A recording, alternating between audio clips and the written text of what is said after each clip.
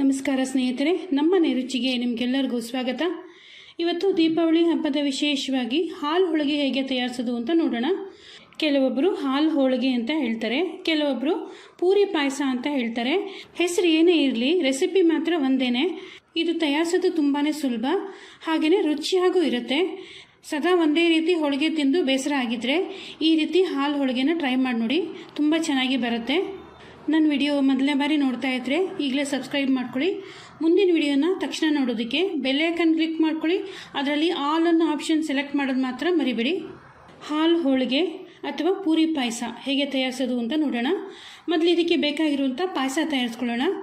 ಒಂದು ಬೌಲ್ಗೆ 25 ಬಾದಾಮಿ ಹಾಕ್ಕೊಂಡು ಚೆನ್ನಾಗಿ ಬಿಸಿ ಇರೋವಂಥ ನೀರನ್ನು ಹಾಕಿ ಇದನ್ನು 30 ನಿಮಿಷ ನೆನೆಸ್ಕೊಂಡ್ಬಿಡೋಣ. ಒಂದು ಸಲ ಇದು 30 ನಿಮಿಷ ನೆಂದ ಮೇಲೆ ಸಿಪ್ಪೆ ತೆಗೆದಿಟ್ಕೊಳ್ಳೋಣ. ಹಾಗೆಯೇ ಒಂದು ಬೇರೆ ಬೌಲ್ಗೆ 25 ಗೋಡಂಬಿ ಹಾಕ್ಕೊಂಡು ಇದನ್ನು ಹಾಲು ಹಾಕಿ ನೆನೆಸ್ಕೊಳ್ಳೋಣ. ಇದನ್ನು ಸಹ 30 ನಿಮಿಷ ನೆನೆಸ್ಕೋಬೇಕು. ಒಂದು ಚಿಟಿಕೆಯಷ್ಟು ಕೇಸರಿನೂ ಸಹ ಬಿಸಿ ಹಾಲು ಹಾಕ್ಕೊಂಡು ಇದನ್ನು ಸ್ವಲ್ಪ ಹೊತ್ತು ನೆನೆಸ್ಕೊಳ್ಳೋಣ. ಈಗ ಒಂದು ಬಾಣಲೆ ಬಿಸಿಗೆ ಇಟ್ಕೊಂಡು ಇದಕ್ಕೆ 2 ದೊಡ್ಡ ಚಮಚ ಅಷ್ಟು ಗಸಗಸೆ ಹಾಕ್ಕೊಂಡು ಗಸಗಸೆನ ನೀಟಾಗಿ ಡ್ರೈ ರೋಸ್ಟ್ ಮಾಡ್ಕೊಳ್ಳೋಣ.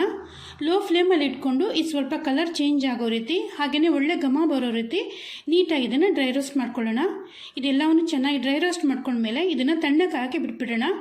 ತಣ್ಣಕ್ಕಾದಮೇಲೆ ಇದನ್ನೊಂದು ಮಿಕ್ಸಿ ಜಾರ್ಗೆ ಹಾಕ್ಕೊಂಡು ಇದ್ರ ಜೊತೆಗೆ ನೆನೆಸಿ ಸಿಪ್ಪೆ ತೆಗೆದಿರುವಂಥ ಬಾದಾಮಿ ಹಾಗೆಯೇ ನೆನೆಸಿರುವಂಥ ಗೋಡಂಬಿ ಇದನ್ನು ಹಾಲು ಸಮೇತ ಹಾಕ್ಕೊಳ್ಳೋಣ.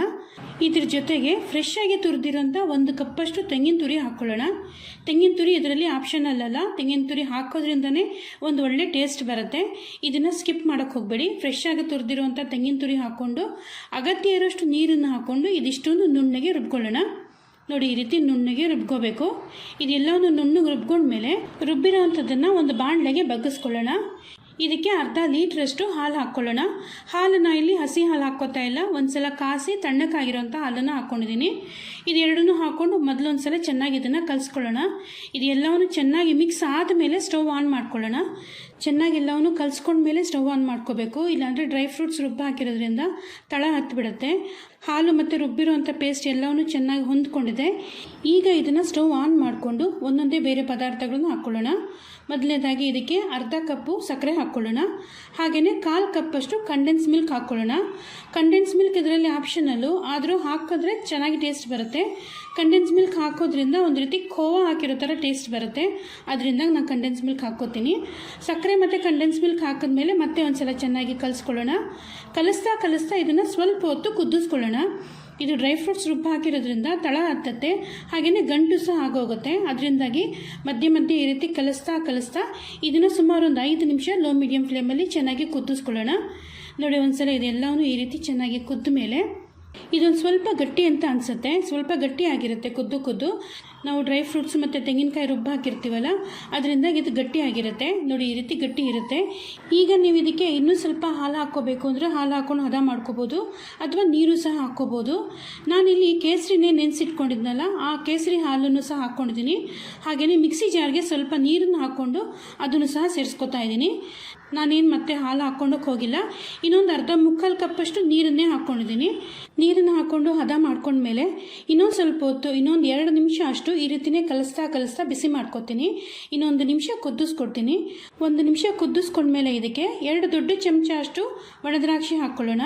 ಹಾಗೆಯೇ 1 ಚಿಕ್ಕ ಚಮಚ ಅಷ್ಟು ಏಲಕ್ಕಿ ಪುಡಿನೂ ಹಾಕ್ಕೊಳ್ಳೋಣ. ನಾನಿಲ್ಲಿ 4-5 ಏಲಕ್ಕಿನ ಕುಟ್ಟು ಪುಡಿ ಮಾಡಿ ಇಟ್ಕೊಂಡಿದ್ದೆ, ಅದನ್ನು ಹಾಕ್ಕೊಂಡಿದ್ದೀನಿ. ಒಣದ್ರಾಕ್ಷಿ ಮತ್ತು ಏಲಕ್ಕಿ ಪುಡಿ ಹಾಕ್ಕೊಂಡ್ಮೇಲೆ ಇನ್ನೊಂದು ಸಲ ಕಲಿಸ್ಕೊಳ್ಳೋಣ. ನೀವು ಬೇಕಾದರೆ ಇವಾಗ ಒಂದು ಸ್ವಲ್ಪ ಟೇಸ್ಟ್ ನೋಡಿಬಿಟ್ಟು ಇನ್ನೂ ಸ್ವಲ್ಪ ಸಕ್ಕರೆ ಅಗತ್ಯ ಇದೆ ಅಥವಾ ಸ್ವಲ್ಪ ಸಿಹಿ ಆಗಿದೆ ಅಂದರೆ ಇನ್ನೊಂದು ಸ್ವಲ್ಪ ನೀರನ್ನು ಅಥವಾ ಹಾಲನ್ನು ಹಾಕಿ ಹದ ಮಾಡ್ಕೋಬೋದು. ಈ ಪಾಯಸ ಸ್ವಲ್ಪ ಸಿಹಿಯಾಗೇ ಇರಬೇಕು, ಯಾಕಂದರೆ ನಾವು ಪೂರಿ ಜೊತೆ ತಿನ್ನೋದ್ರಿಂದ ಸ್ವಲ್ಪ ಸಿಹಿ ಮುಂದೆ ಅಂತಲೇ ಅನಿಸ್ಬೇಕು. ತುಂಬ ಸಪ್ಪೆ ಇದ್ದರೆ ಪೂರಿ ಜೊತೆ ತಿನ್ನುವಾಗ ಅಂಥ ರುಚಿ ಅನಿಸಲ್ಲ. ಅದರಿಂದಾಗಿ ಒಂಚೂರು ಟೇಸ್ಟ್ ನೋಡಿಬಿಟ್ಟು ಇನ್ನೂ ಸ್ವಲ್ಪ ಸಕ್ಕರೆ ಅಥವಾ ನೀರು, ಹಾಲು ಅಗತ್ಯ ಇದ್ದರೆ ಹಾಕಿ ಹದ ಮಾಡ್ಕೋಬೋದು. ನೋಡಿ, ಬಿಸಿ ಆಗಿರುವಂಥ ಪಾಯಸ ರೆಡಿಯಾಗಿದೆ. ಇದನ್ನು ನೀವು ಹಾಗೇನೂ ಸಹ ಕುಡಿಬೋದು, ಹಾಗೆ ಕುಡಿಯೋಕ್ಕೂ ತುಂಬ ಚೆನ್ನಾಗಿರುತ್ತೆ. ಆದ್ರೂ ನಾವು ಹಾಲು ಹೋಳಿಗೆ ತಯಾರಿಸ್ತಾ ಇರೋದ್ರಿಂದ ಹಾಲು ಹೋಳಿಗೆಗೆ ಬೇಕಾಗಿರುವಂಥ ಪಾಯಸ ತಯಾರಾಗಿದೆ. ಈಗ ಪೂರಿ ತಯಾರಿಸ್ಕೊಳ್ಳೋಣ.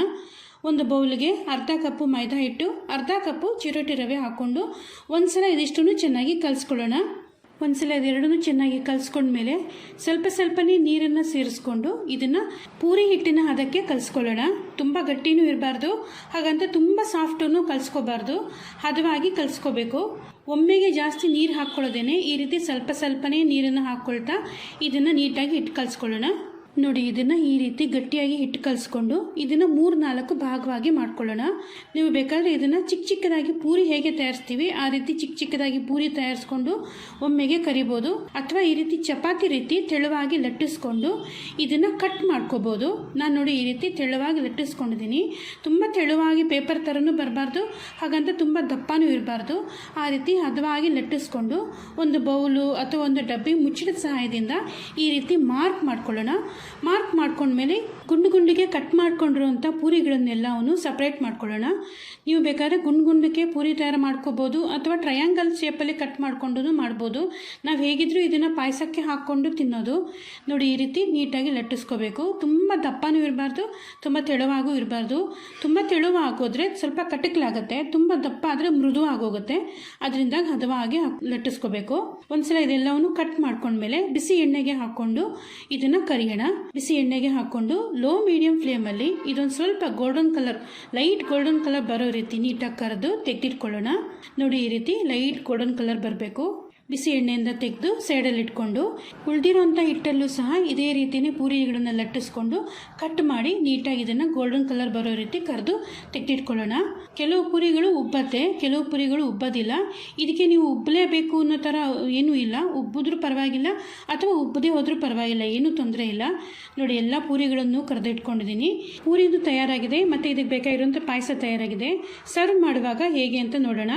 ಈ ರೀತಿ ಪೂರಿಗಳನ್ನು ಒಂದು ಬೌಲು ಅಥವಾ ಒಂದು ತಟ್ಟೆಗೆ ಹಾಕ್ಕೊಂಡು ಇದನ್ನು ಚೂರು ಮಾಡಿಕೊಂಡು ಇದ್ರ ಮೇಲೆ ಬಿಸಿ ಬಿಸಿಯಾಗಿರುವಂಥ ಪಾಯಸ ಹಾಕ್ಕೊಂಡು ನಿಮ್ಗೆ ಇಷ್ಟವಾದಂಥ ಡ್ರೈ ಫ್ರೂಟ್ಸಿಂದ ಅಲಂಕರಿಸಿ ಬಿಸಿ ಬಿಸಿಯಾಗಿ ಸರ್ವ್ ಮಾಡೋದು. ಕೆಲವೊಬ್ಬರು ಏನು ಮಾಡ್ತಾರೆ, ಪೂರಿಗಳನ್ನೆಲ್ಲವೂ ಚಿಕ್ಕ ಚಿಕ್ಕದಾಗಿ ಚೂರು ಮಾಡಿ ಬಿಸಿಯಾಗಿರುವಂಥ ಪಾಯಸಕ್ಕೆ ಹಾಕಿ ಚೆನ್ನಾಗಿ ಕಲಸಿ ಸರ್ವ್ ಮಾಡ್ತಾರೆ. ಆ ರೀತಿ ಮಾಡಿದ್ರೆ ತುಂಬ ಜಾಸ್ತಿ ನೆಂದು ಹೋಗುತ್ತೆ, ತುಂಬ ಬಟ್ಟೆ ರೀತಿ ಆಗೋಗುತ್ತೆ, ಅದಷ್ಟು ಟೇಸ್ಟ್ ಅಂತ ಅನಿಸಲ್ಲ.